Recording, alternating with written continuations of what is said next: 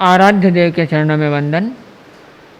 तीर्थंकर के प्रतिनिधि तेरा पंथ के एकादशमादि शास्त्रा आचार्य श्री महाश्रमण जी के चरणों में वंदन। रात्रि सत्संग का कार्यक्रम चल रहा है। एक हफ्ते का इतिहास पर हमने सुना। अब हम कुछ ऐसे स्फुट विषयों पर सुनेंगे जो विभिन्न विषय हमारे जीवन में दैनंदिन में उपयोग आते रहते हैं। उनके स्वरूप, उनके बारे में और गहरी जानकारियाँ के विषय में सुनेंगे। नौकार मंत्र हम जैनों का एक सबसे बड़ा मंत्र, महामंत्र है।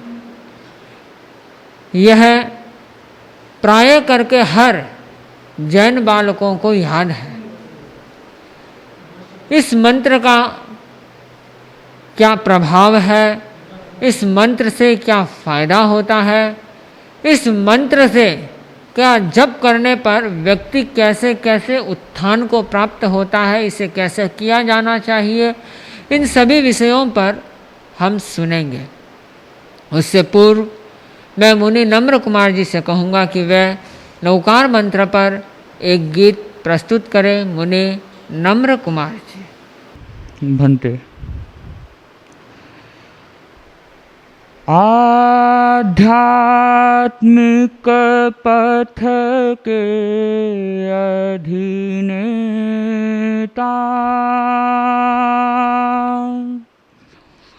वीतराग प्रभु विश्व विजेता शरद चंद्र समश्वेत नमो अरहन्ताणम्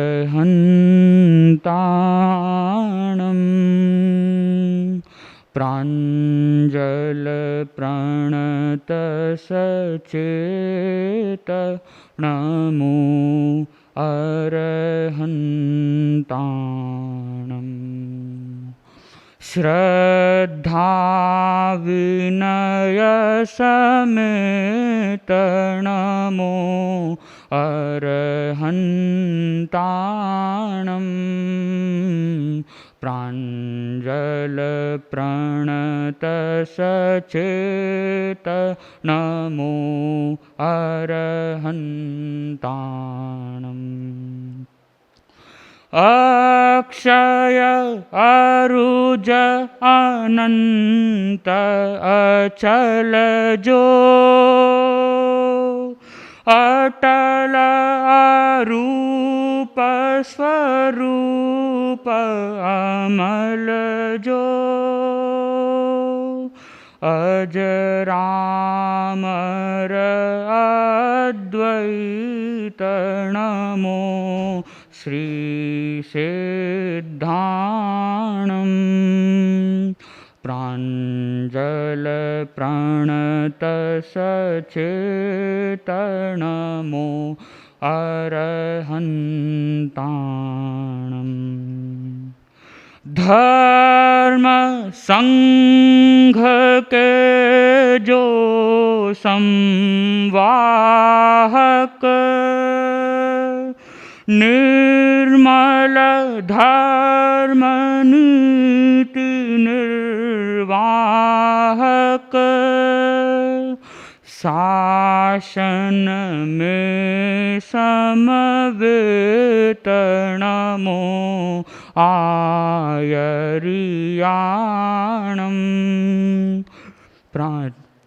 जल प्रणत सचेत नमो अरहन्ताणम्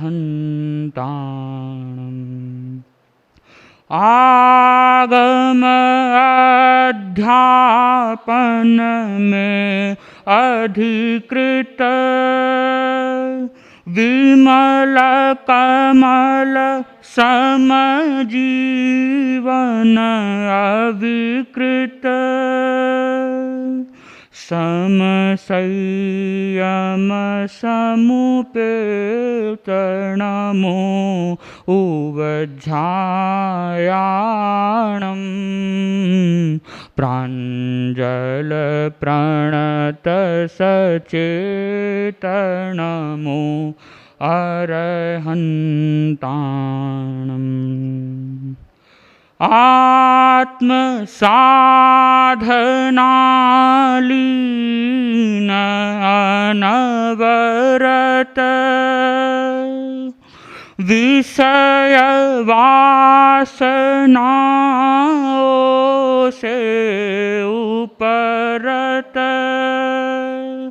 तुलसी है अनिकेतनमो सव्वसाहूणम् प्राञ्जल प्रणत सचेतनमो अरहन्ताणम् श्रद्धा विनय समेतनमो अरहन्ताणम् प्राञ्जल प्रणत सचेतनमो अरहन्ताणम् नमो श्री सिद्धाणम् नमो आयर्याणम् नमो वज्झायाणम् नमो सव्वसाहूणम्।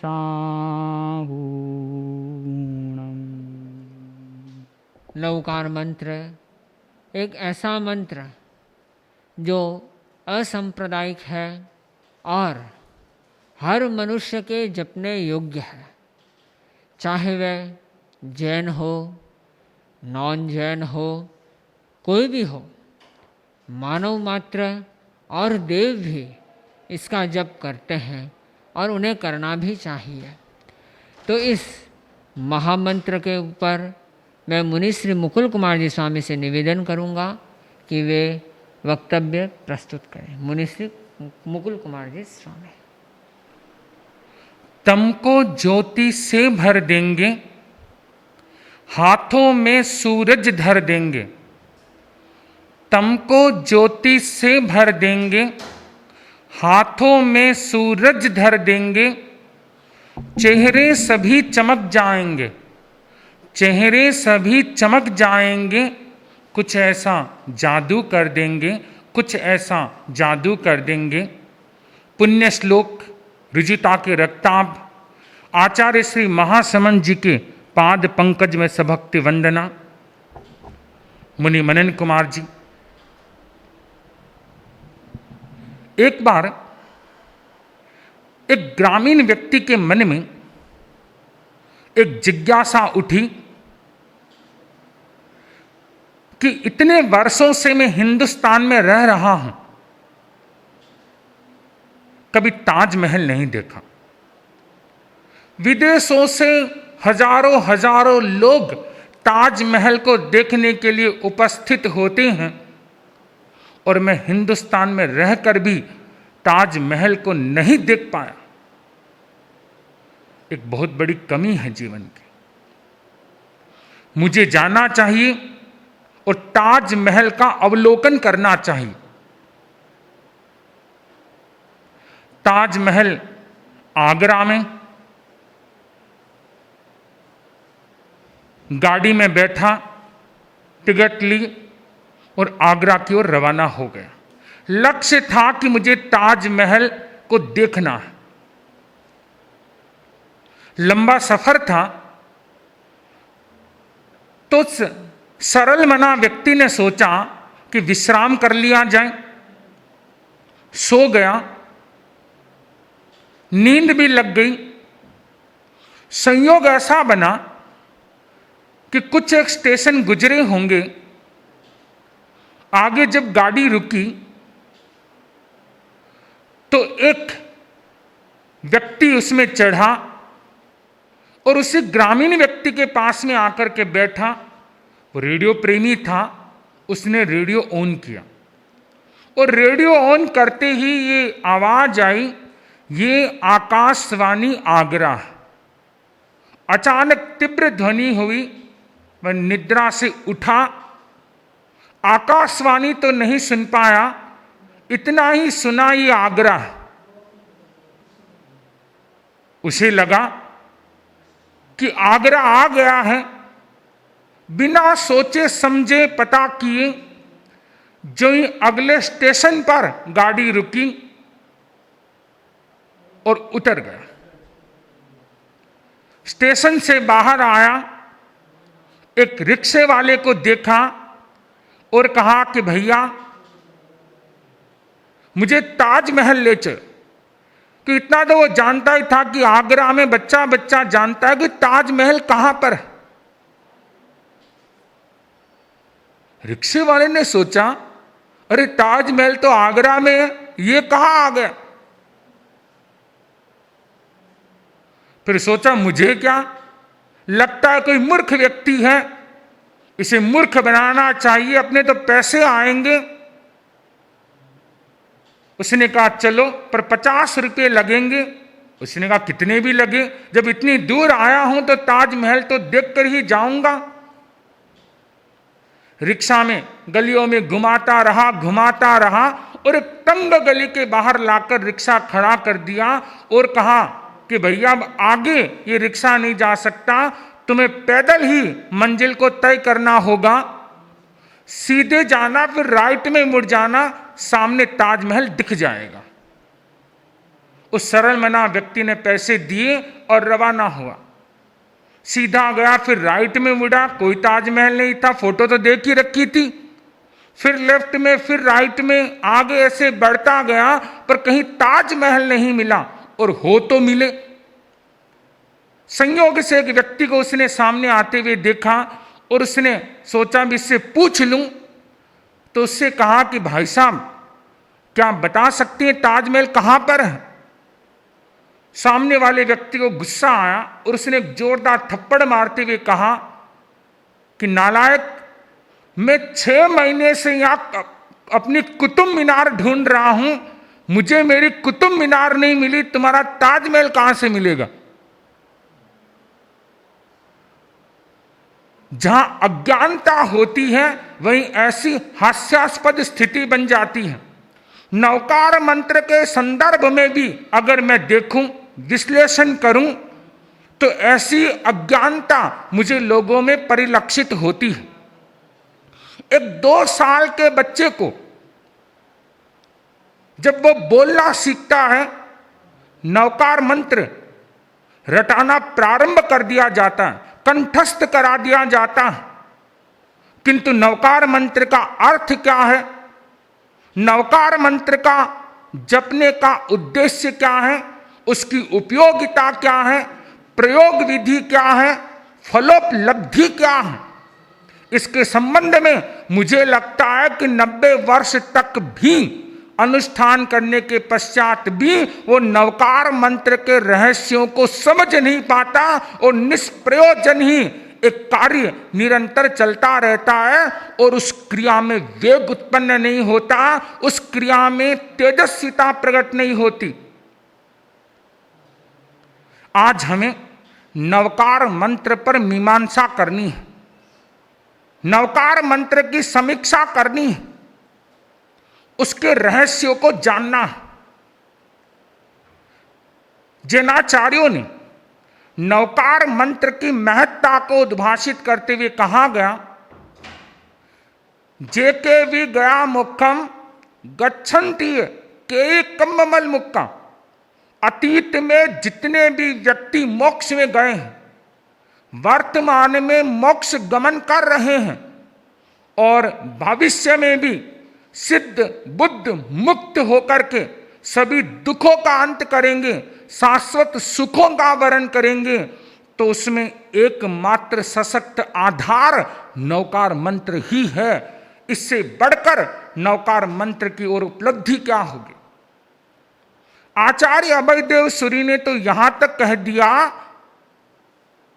कि जो व्यक्ति शुद्ध भाव से दत्त चित्त तन्मय होकर 8,88,08,808 बार नवकार मंत्र का जप कर लेता है, वो व्यक्ति तीसरे भव में ही मोक्ष जाने का अधिकारी बन जाता है।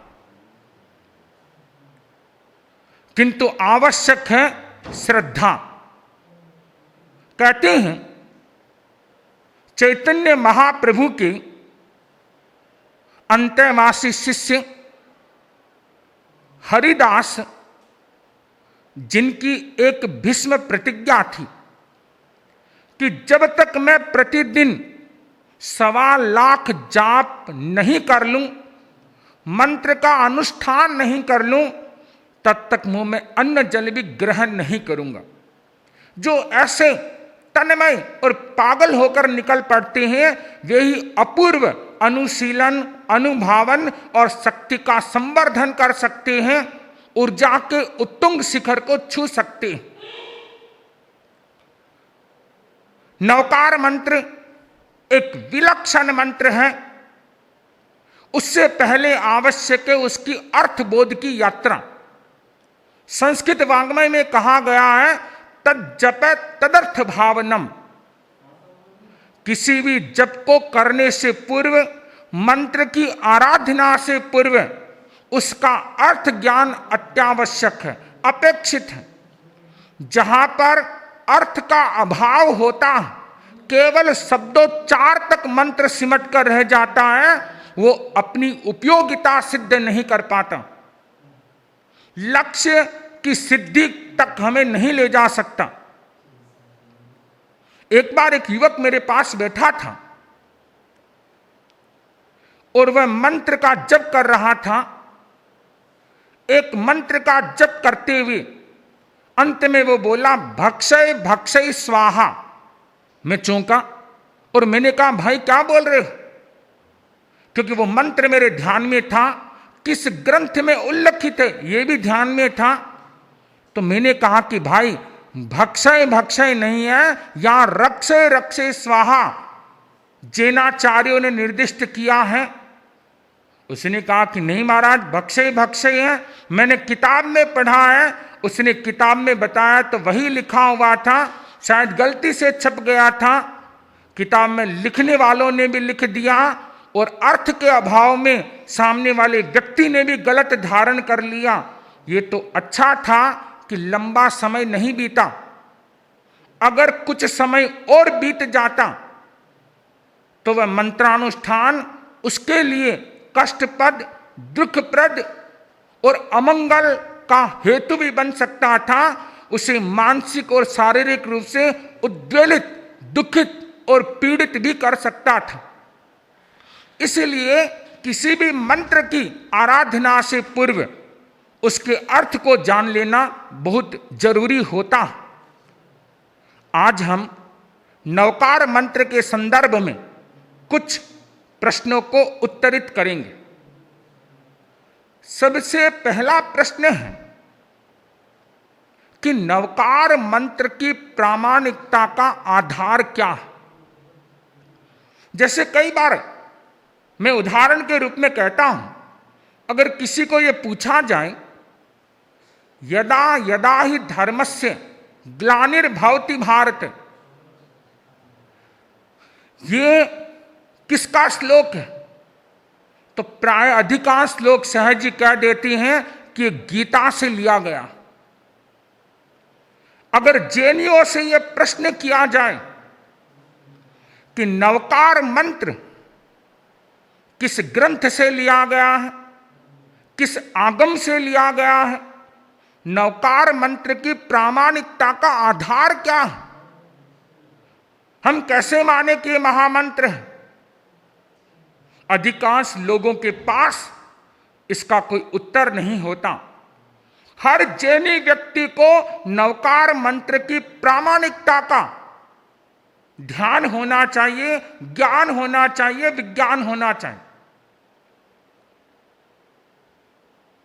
मैं अगर इस प्रश्न को उत्तरित करूं तो नवकार मंत्र का प्रमाण, प्रथम प्रमाण मिलता है आवश्यक सूत्र में। सामायिक सूत्र आवश्यक सूत्र का अभिन्न अंग है और सामायिक और नवकार मंत्र का अविनाभावी संबंध है। नवकार मंत्र आवश्यक सूत्र में विशेष रूप से उल्लेखित है, यह पहला प्रमाण है। दूसरा प्रमाण भगवती सूत्र का आता है। भगवती सूत्र के आदि में नवकार मंत्र का उल्लेख किया गया है और वो भी महत्वपूर्ण प्रमाण है। तीसरा प्रमाण आगम का चंद्र प्रज्ञप्ति सूत्र की दूसरी गाथा को माना गया है। वैसे नवकार मंत्र के संबंध में अलग अलग आगमों में अन्यत्र टुकड़ों में बहुत कुछ आया है, पर जो नवकार मंत्र का मूल स्वरूप हमारे सामने है वो ये तीन आगमों में विशेष रूप से समुल्लेख है। पहला है आवश्यक सूत्र, दूसरा है भगवती सूत्र और तीसरा है चंद्र प्रज्ञप्ति सूत्र। ये तीनों आगम नवकार मंत्र की प्रामाणिकता को स्वयं सिद्ध करते हैं।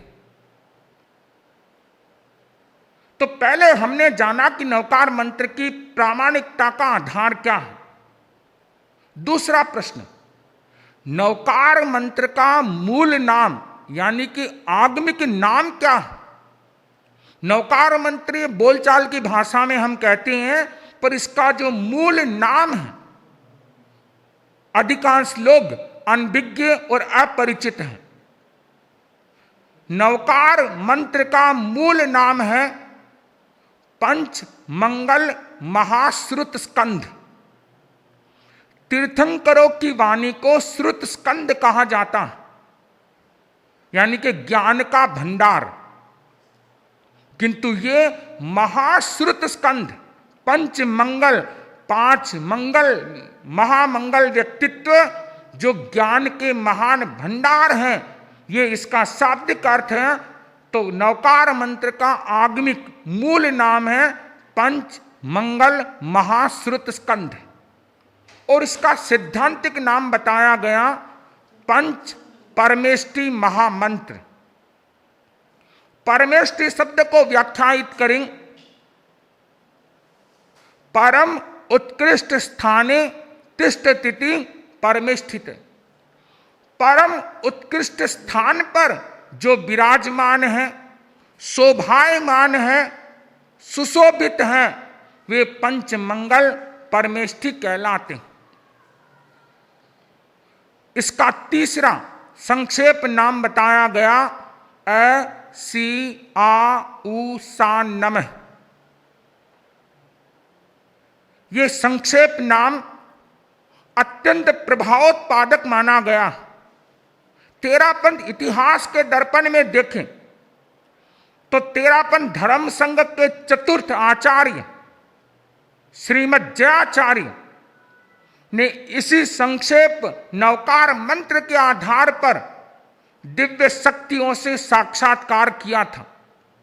गुरुदेव तुलसी ने भी अनेक जगह पर इस बात का उल्लेख किया है कि अ सी आ उ सा ये मंत्र इतना प्रभावशाली है जिससे विघ्नोपशमन किया जा सकता है, रोगोपचार किया जा सकता है और इसकी प्रभावकता में कोई संदेह को अवकाश नहीं है।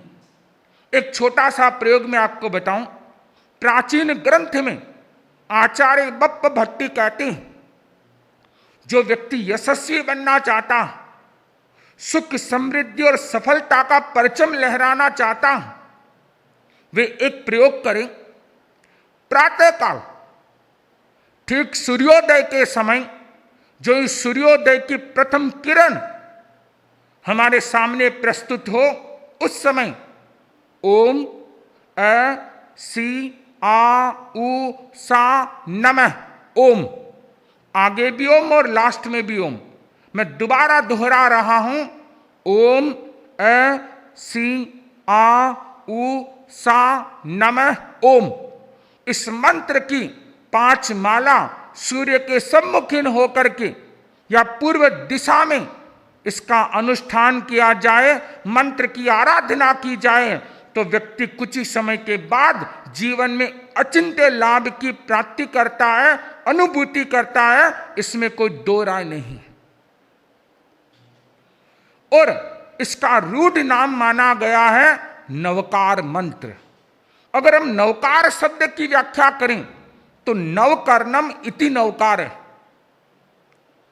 पुराने कितने कर्म मल को हम लेकर के बैठे, कितने कर्मों को संचित करके बैठे जो हमें निरंतर दग्ध कर रहे हैं, हमारी आत्मा को पीड़ित कर रहे हैं, हमें असंतुलित और अव्यवस्थित कर रहे हैं। नवकार मंत्र की आराधना से उन कर्मों का नाश हो जाता है, वे कर्म मल भस्मीभूत हो जाते हैं, हमारी आत्मा को उज्जवल बना देते हैं, निर्मल बना देते हैं, नया कर देते हैं, नवीन बना देते हैं। इसलिए इसे नवकार मंत्र कहा गया। नवकर्णम इति नवकार। तो हम पुनः देखें, इसका आगमिक नाम है पंच मंगल महाश्रुत स्कंद। इसका सिद्धांतिक नाम है पंच परमेष्टि महामंत्र। इसका संक्षेप नाम है अ सी आ उ सा नम। और इसका रूढ़ आम व्यवहारिक लोकप्रिय नाम है नवकार मंत्र। नवकार मंत्र के संबंध में हम आगे बढ़ें उससे पूर्व हम नमो शब्द की विवेचना करेंगे। नमो शब्द की समीक्षा अपेक्षित है।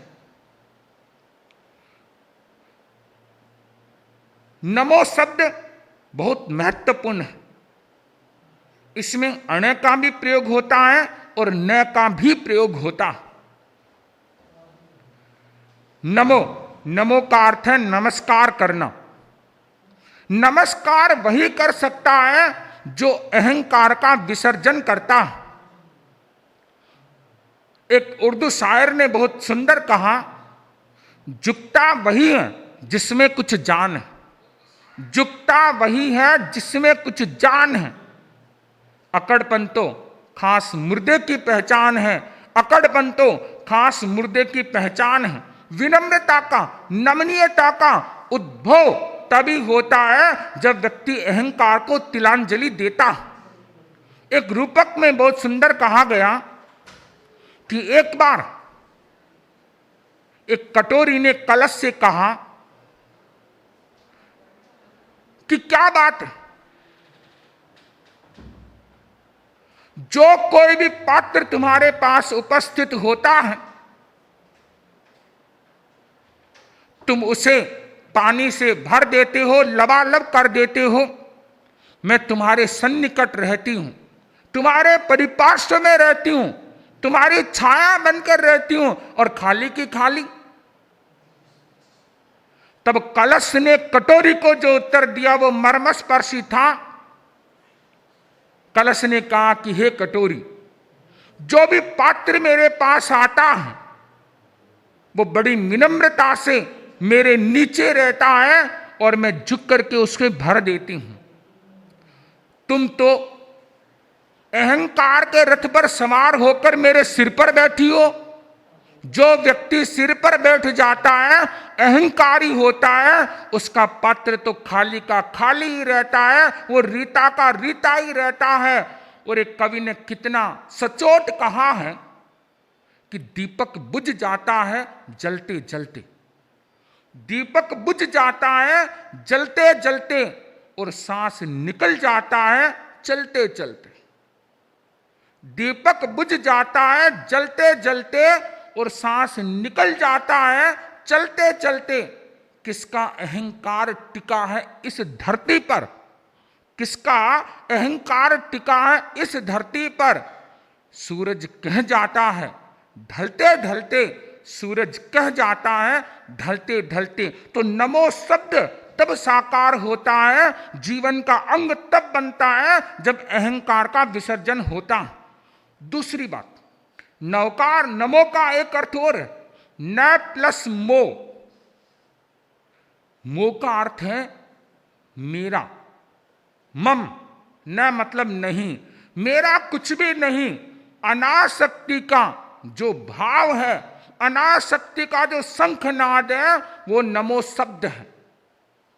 नमो शब्द का तात्पर्य एक अभिप्राय ये भी है कि इस दुनिया में कुछ भी मेरा नहीं है। जो ममकार का विसर्जन कर सकता है वही व्यक्ति नमो को अपने भीतर साकार कर सकता है। तो अहंकार और ममकार के विलय का नाम नमो। तंत्र शास्त्र में एक विशेष बात कही गई है, ये जाननी बड़ी अपेक्षित है। हम स्वर और व्यंजन को अलग करें।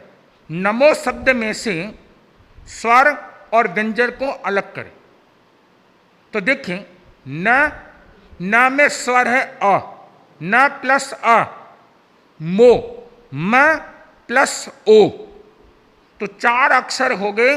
न हलंत हो गया, उसमें से अ आगे आ गया। मो, म हलंत हो गया, ओ आगे आ गया। अगर हम उल्टा करेंगे तो बनेगा ओम।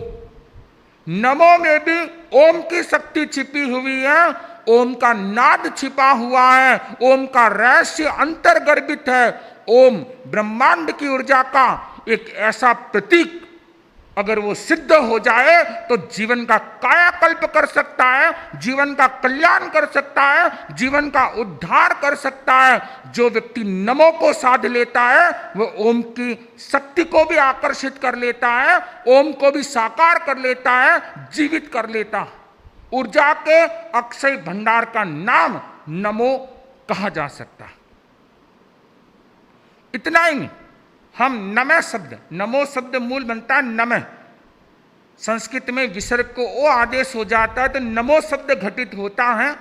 2 अक्षर न और म, और इसको भी हम उल्टा करेंगे तो बन जाएगा मन।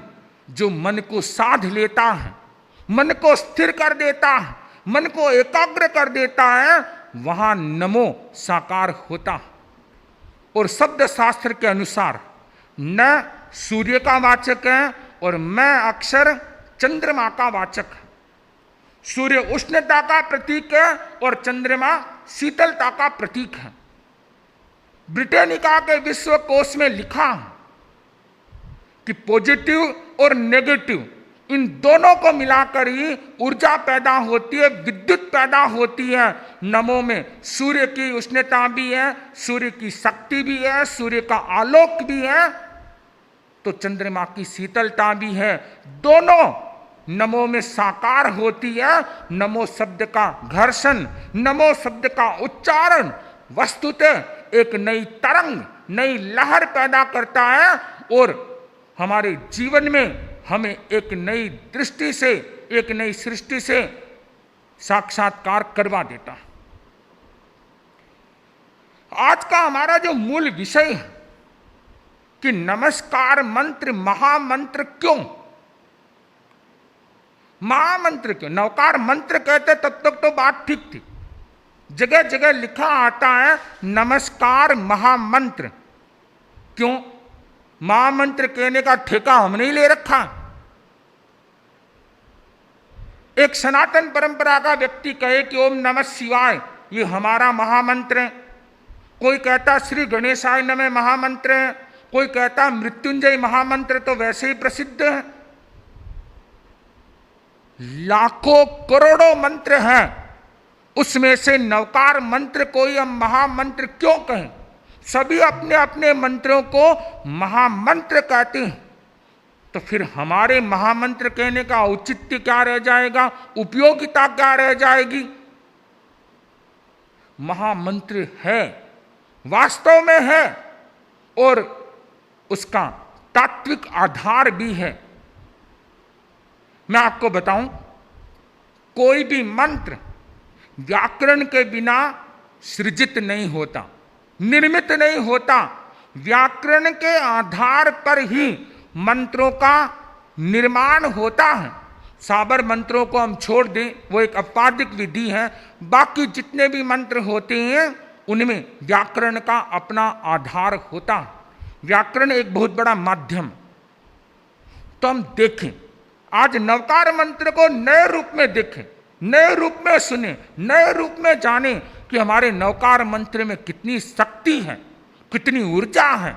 और कैसे तात्विक रूप से हम इसको महामंत्र के रूप में घोषित कर सकते हैं, उद्घोषणा कर सकते हैं। देखिए, स्वर और व्यंजन दो है वर्णमाला में मुख्य आधार। स्वर में हम देखें अ, अर्हंताणम में अ है, आ आयर्याणम में आ है, उ उवज्झायनम में उ है, ई आयर्याणम में ई है, और कुछ प्राकृत में और दिगंबर परंपरा में जो आयर्याणम लिखा जाता है वो य की जगह ई का प्रयोग करते हैं, री की जगह ई का प्रयोग करते हैं, तो ई भी उसमें है। अम अर्हंताणम, नम में अम छिपा हुआ है, नम में अ छिपा हुआ है, विसर्ग छिपा हुआ है, और इतना ही नहीं, री देखें तो व्याकरण का सिद्धांत है ऋतो री, जहां र आ जाता है वहां री को स्वीकृत कर लिया जाता है। यानी कि कहने का तात्पर्य है कि नवकार मंत्र ऐसा मंत्र है जिसमें सारे स्वर एक साथ समाहित हैं। आगे हम बात करें व्यंजन की, तो व्याकरण में कहा गया है कु, चु, टू, तु, पु वर्ग, 5 प्रकार के वर्ग किए गए। क वर्ग, च वर्ग, ट वर्ग, ट वर्ग और प वर्ग। क वर्ग में कहा गया है क, ख, घ, घ, ज्ञ। प्रश्न होता है क, ख, ग और ग, इन 4 अक्षरों में से नवकार मंत्र में कौन सा अक्षर है?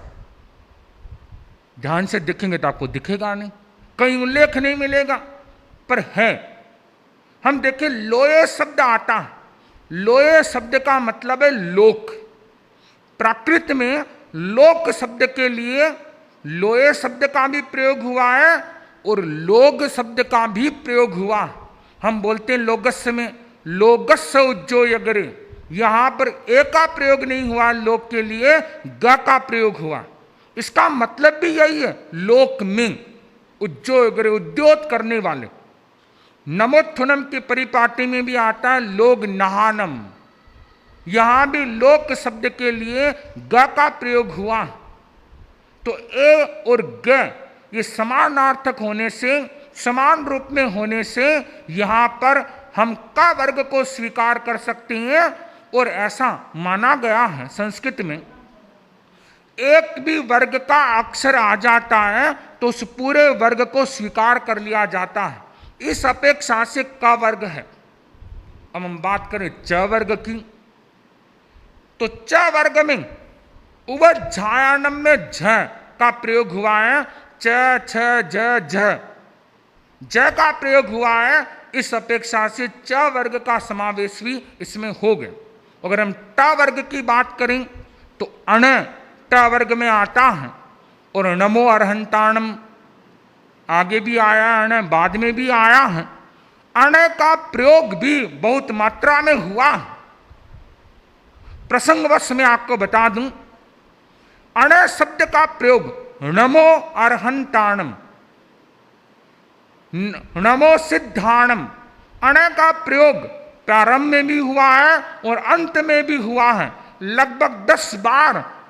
एक बार अगर हम नवकार मंत्र का उच्चारण करेंगे तो 10 बार अण शब्द का प्रयोग हुआ। अण शब्द बोलने से क्या होता है कि जीभ तालु का स्पर्श करती है, एक तरह से खेचरी मुद्रा बन जाती है, और तालु का सीधा कनेक्शन एनिमल ब्रेन के साथ है, जो हमारे पार्श्विक संस्कारों का सर्जक है। एनिमल ब्रेन को जब निष्क्रिय कर दिया जाता है तो व्यक्ति के क्रोध, मान, माया, लोभ, आवेग, आवेश का उपशमन होने लगता है, कायिक, वाचिक और मानसिक स्थिरता का विकास होने लगता है, और वो मंत्र के क्षेत्र में एक क्रांतिकारी कार्य कर सकता है, क्रांतिकारी उपलब्धि प्राप्त कर सकता है। तो अण का भी प्रयोग होने से ट वर्ग का उसमें समावेश हो गया। ट वर्ग में सिद्धानम में द भी और ध भी है, इस अपेक्षा से त वर्ग का भी इसमें समावेश हो गया। प वर्ग की बात करें तो प, फ, ब, भ, म, नमो में म का प्रयोग हुआ है, इस अपेक्षा से प वर्ग का भी समावेश हो जाता है। 5 वर्ग की हमने चर्चा की, क वर्ग, च वर्ग, ट वर्ग, ट वर्ग और प वर्ग। इन 5 वर्गों के अक्षर नवकार मंत्र में समाविष्ट है। इतना ही नहीं, आगे हम देखें क्या रहस्य छिपा है नवकार मंत्र में। आगे के वर्णमाला के अक्षर आते हैं य, र, ल, व और ह। ये 5 अक्षर, ये 5 बीजाक्षर हैं। 5 बीजाक्षर किसके हैं? 5 तत्वों के हैं। 5 तत्वों का हमारे जीवन में बड़ा प्रभाव है। हमारे जीवन की उन्नति का आधार भी 5 तत्व है और अवनति का आधार भी 5 तत्व ही है। 5 तत्वों का संतुलन जहां व्यक्ति को रोग से मुक्त रखता है, निरामय रखता है, आरोग्य प्रदान करता है, वहीं 5 तत्वों में से किसी भी तत्व का असंतुलन व्यक्ति को रोग से आक्रांत कर देता है। व्यक्ति का शरीर रोगों का घर बन जाता और जितने भी उपचार किए जाते हैं उनका मूलभूत आधार ये 5 तत्व ही हैं।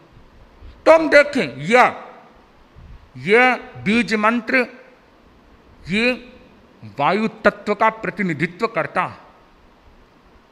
अगर यम का सविधि विवेक पूर्वक उच्चारण किया जाए तो वायु तत्व पर विजय प्राप्त की जा सकती है। उसके बाद रम बीजम वन्य ध्यायेत।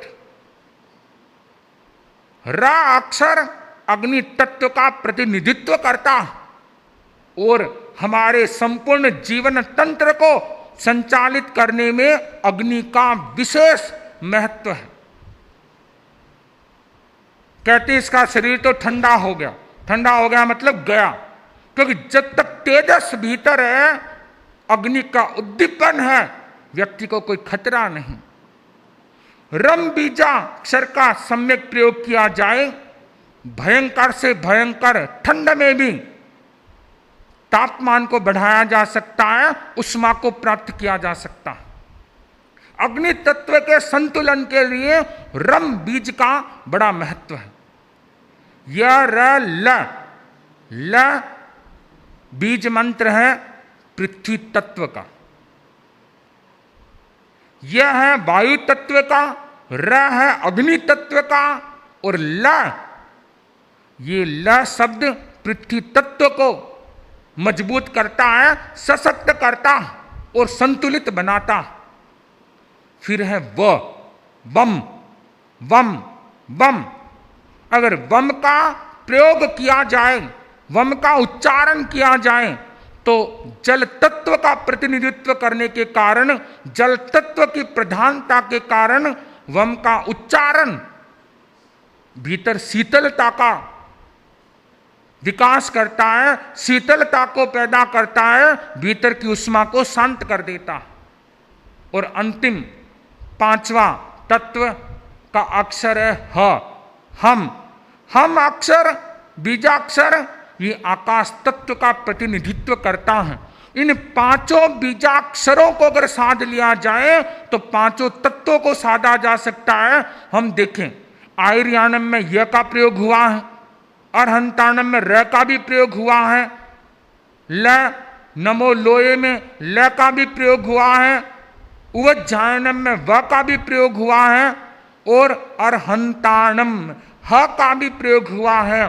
5 तत्वों के मूल मंत्र, मूल बीज मंत्र नवकार मंत्र में उपस्थित हुए हैं। इससे बढ़कर नवकार मंत्र का महात्म्य और क्या होगा, नवकार मंत्र की महत्ता और मूल्यवत्ता क्या होगी, कितनी बड़ी उपलब्धि नवकार मंत्र में सन्निहित है।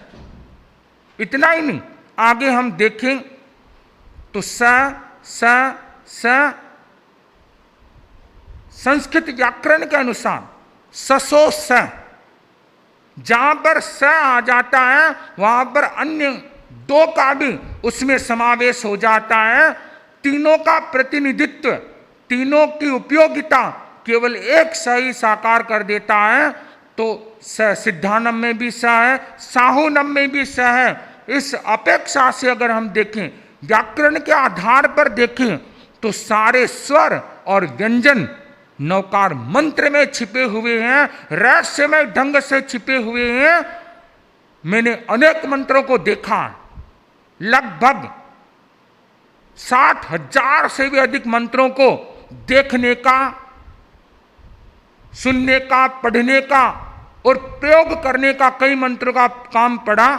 और ये विशेष रूप से मैं कह सकता हूं कि आज तक मेरे को ऐसा मंत्र ध्यान में नहीं आया जिसमें सारे स्वर हो, सारे व्यंजन हो, पूरी वर्णमाला जिससे अलंकृत हो, सुशोभित हो। ऐसा मंत्र तो केवल एक नवकार मंत्र है। इसलिए हम बड़े गौरव के साथ कह सकते हैं कि नवकार मंत्र मंत्र ही नहीं बल्कि महामंत्र है, और इससे कल्याण होगा, उद्धार होगा, इसमें भी कोई संशय को अवकाश नहीं। नवकार मंत्र की प्रभावकता मैंने अपने जीवन में अनेक बार अनुभव की है। अगर व्यक्ति सविधि इसका अनुष्ठान करना प्रारंभ कर दे तो एक एक अक्षर इतनी शक्ति प्रदान करेगा, जीवन में ऐसा मंगल घटित करेगा कि जीवन में कभी किसी और की शरण में जाने की कोई अपेक्षा ही नहीं रहेगी। कई बार आप लोग सुनते भी हैं, बच्चों को पढ़ाया भी जाता है ज्ञानशाला में, नमस्कार के 5 पद अक्षर है 35। नमो अरिहंताणम में देखें तो 7 अक्षर, नमो सिद्धानम में देखें तो 5 अक्षर है, नमो आयर्याणम में देखें तो 7 अक्षर है, नमो उवज्जायनम में भी 7 है, और नमो लोये सब साहुनम में 9 है। टोटल कुल हम मिलाएं, काउंट करें तो 35 अक्षर सामने आते हैं। ये 35 अक्षर कम नहीं है, अद्भुत है, विलक्षण है। एक के एक अक्षर में एक एक दिव्य शक्ति छिपी हुई। मैं एक प्रसंग आपको सुनाऊं। प्राचीन ग्रंथ में इस प्रसंग का उल्लेख प्राप्त होता है कि एक बार एक सेठ जिसका नाम था धनीराम, नाम भी धनीराम था और पास में धन भी था। नाम के अनुरूप जीवन हो कोई जरूरी नहीं, पर यथा नाम तथा गुण उसके जीवन में साकार था। केवल धन ही नहीं था, नम्रता भी थी, करुणा का भाव भी था, व्यवहारिकता भी थी। और धनी राम ने चिंतन किया कि मुझे विदेश में जाकर के, परदेश में जाकर के व्यवसाय करना चाहिए, अपने भाग्य को आजमाना चाहिए। यहां तो मुझे बहुत कुछ प्राप्त हुआ है, पर मनुष्य की महत्वाकांक्षा कभी पूरी नहीं होती, उसकी महत्वाकांक्षा निरंतर बढ़ती रहती है। और कहा भी गया कि मानव ने जो आशा बांधी कभी न पूरी होती है, मानव ने जो आशा बांधी कभी न पूरी होती है। धरती की ये सारी रातें क्या पूनम की होती है, धरती की ये सारी रातें क्या पूनम की होती हैं। आवश्यकताओं की संपूर्ति तो की जा सकती है, मगर आकांक्षाओं की पूर्ति नहीं की जा सकती। पर मनुष्य का लोभ जब आसमान को छूने लगता है तो व्यक्ति रह नहीं पाता, उसके मन में आकांक्षा जगी कि जाना चाहिए। फिर उसने पूरे नगर में ये उद्घोषणा करवाई, जो कोई व्यक्ति असमर्थ है, परदेश जाने की क्षमता नहीं है, वह निसंकोच भाव से मेरे साथ आए, निःशुल्क रूप से मैं उन्हें ले जाऊंगा। उनके खाने की, पीने की, रहने की, चिकित्सा की सारा भार, सारा प्रबंध मैं स्वयं करूंगा, वहन करूंगा। निश्चिंत होकर के आए। मनुष्य ही मनुष्य के काम आता है। कवि ने कितना गहन कहा है, हृदय स्पर्शी कहा है कि आदमी की यशो गाथा गाएगा तो आदमी, आदमी की यशो गाथा गाएगा तो आदमी ही, और आदमी के छा कोई छाएगा तो आदमी ही। आदमी को आदमी से है भले 100 शिकायत, आदमी को आदमी से है भले 100 शिकायत, आदमी के काम कोई आएगा तो आदमी ही, आदमी के काम कोई आएगा तो आदमी ही। एक दूसरे के व्यवहार से ही ये समाज का तंत्र अक्षुण्ण रूप से संचालित होता है। पूरा सार्थवा लेकर के धनीराम निकला, कुछ दूरी तय की और एक सघन भयावह जंगल में प्रवेश किया। जंगलों से होकर ही गुजरना पड़ता था। उस जंगल में कुछ डाकुओं को पता चला कि एक सार्थवा आया है, तो उन्होंने उसे लूटने की योजना बनाई, रूपरेखा तैयार की और चिंतन किया कि रात्रि के समय सब सो रहे होंगे, तब जाकर के आक्रमण कर देंगे। सजगता के अभाव में हमारा काम हो जाएगा, धनमाल लूट लेंगे और अपने गंतव्य स्थल पर पहुंच जाएंगे। तो जो चोरों का, डाकुओं का सरदार था, अपने साथियों को लेकर के आया। जो ही वो सन्निकट पहुंचा और उसने कुछ देखा तो दंग रह गए, अचंभित रह गए, हिम्मत नहीं हुई आगे जाने की, वापस लौट आया। अगले दिन अपने किसी व्यक्ति को भेजा, पूरी जांच पड़ताल की, और आश्चर्य इस बात का था कि कोई भी रक्षक नहीं था। जो सामान्य सब साथ में जा रहे थे वैसे ही जा रहे थे, रक्षा तंत्र के रूप में कोई नहीं था, कोई प्रहरी नहीं था, कोई पहलवान नहीं थे। फिर रात को दोबारा दूसरे दिन डाकुओं ने प्रयास किया, फिर भी आश्चर्यचकित रह गए, हिम्मत नहीं हुई, वापस मुड़ गए। डाकुओं ने सोचा कि कल का दिन और है, तीसरा दिन, उसके बाद तो ये जंगल पार कर जाएंगे, फिर हम इन्हें लूट नहीं पाएंगे।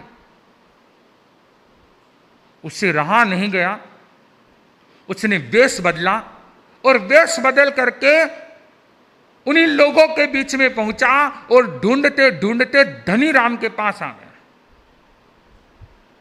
धनीराम को अलग ले जाकर के कहा कि शेठ जी एक बात बताइए। क्या? सेठ जी चौंके, तुम कौन हो भाई? हमारे साथ के तो साथी नहीं लगते, कुछ तो मामला गड़बड़।